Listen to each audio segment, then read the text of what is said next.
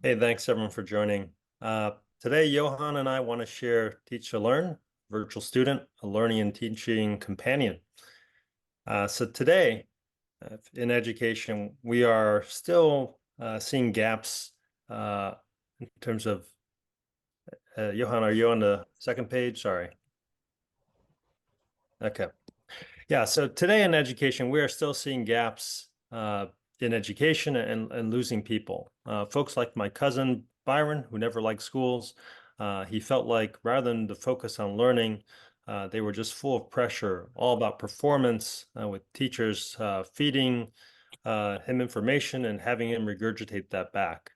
And as for my friend Rama, he tried to learn on his own using MOOCs, online open courseware, and that's been hard. It's hard to stay accountable. It's hard to keep motivated. So next page, what we see is really still a gap in our education system. Traditional schools, they're inflexible. They've kind of got their own system. They're factories to churn out more folks to follow by the book learning. Whereas MOOCs, they're a new way of doing things. You can go take any course you want, but about 95% of folks don't finish the MOOCs courses. There's not much accountability, and you're still kind of on your own to learn from a standardized set of courses. You could go one-on-one tutoring. You could spend the money, you could get good results, but it's expensive. And so uh, there's really a gap in the market, and we've seen there's a different approach for this. And so years ago, if you go to the next page, we've put together a different approach called learning by teaching, and a teach-to-learn community, where there's a group of learners meeting with each other in one-on-ones or one-on-twos as a network, with someone to lead it, someone to set the curriculum for the course, and folks to learn through teaching each other and giving each other feedback, and being open and not afraid to make mistakes and go back and try to learn from folks who might know a little bit better, and try to teach someone who you're just a little bit further along. Um, and that worked out great in certain ways, but there were also challenges. First of all, let me talk to you a bit about what was good for. So on the next page, in general, we know that learning by teaching, it's a lot more effective for retention. Uh, if you just read something or see something or watch a demonstration, you're going to get 10, 20, 30% of the recollection. But if you really go through the process, practice doing things, and teach that back to others, you'll get significantly more retention of the learning. It also increases the connection points, the motivation and accountability for folks to want to stay with the course. And of course, it's going to be lower cost than tutoring and even traditional classes, because you leverage the network to folks to teach each other. So if you go to the next page, the issue though is as you kind of scale these networks, what we saw was quality tends to drop across the different layers, right? Even though you put in some good information online and people can refer to it, the lower levels, that's a little bit further from the expert in the room, right, tends to deliver lower quality delivery of the material. And at the very end, right, students, where we call it the end notes, really don't have anyone to teach, so they only get one side of this whole pyramid. So what we could see now is a way to fix this with our new approach on the virtual student. So if you go to the next page, the virtual student kind of solves both of those issues with quality, right? Because this is an AI agent that is able to be there for anyone to teach. So they'll retain the same quality learnings. They give you that feedback about how you're doing. And also anyone, not just certain folks, will have access to it.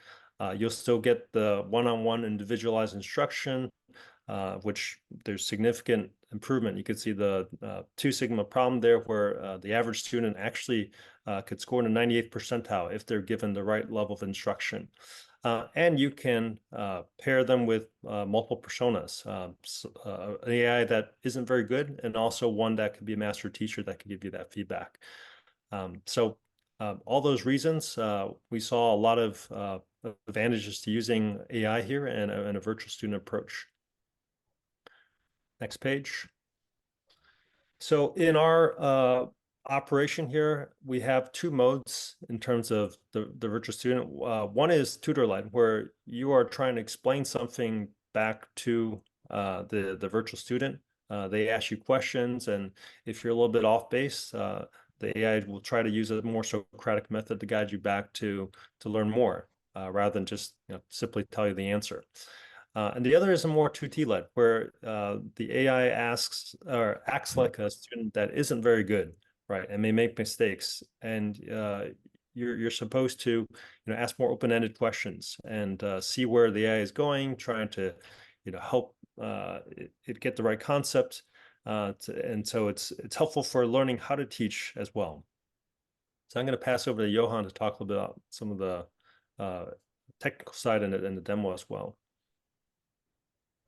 Yep. Thanks, Jerry. So I'll just very quickly go through the build. So we try to keep it as simple as possible, and we wanted to focus on ensuring that we got the AI to respond more aligned with what we intended. So as far as our approach, we used an OpenAI model. We also have a PDF upload mode, so we used a RAG pipeline for that. So to improve the performance of the model, we used few short learning. So we're giving it a few prompts and helping it to understand how to respond in the different modes. So we talked about two different modes, and both of them also have their respective PDF mode. So that's how we sort of worked on improving the performance there. As far as the technical stack is concerned, we're using LangChain as our orchestrator, and especially for the RAG piece, we're using Chainlit as our UI and OpenAI for the chat model and the embedding model. We've got the live application and code repository ready. So I'm going to take you through that now. So I'm going to stop sharing my screen. Very quickly, I'm going to try a few prompts. I know that we've got just a bit over 2 minutes. So let's start. So this is available on Hugging Face. Yeah. So it says, yeah, can you take me, how about we try walking through an example?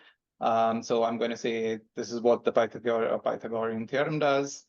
Yeah, and then, so I'm going to say, okay, you know what? So like, just to see how it deals with mistakes and stuff. So I'm going to give it like a mistake where, whoops, okay, sorry. Yeah, so where I gave it a mistake of, instead of 5 square, I gave it 6 square. It said that, okay, you know what, this is actually 5 square, right? So I'll also switch to another topic. So it'll ask me whether I want any feedback. I'll choose to skip that. So it can give you feedback as well. And then I can say, like, I would like to teach you about machine learning. And yeah, so, for example, yeah, can you give an example? And then I'll give it an example. Yeah, cats or no cats. So, oops, sorry. Yeah.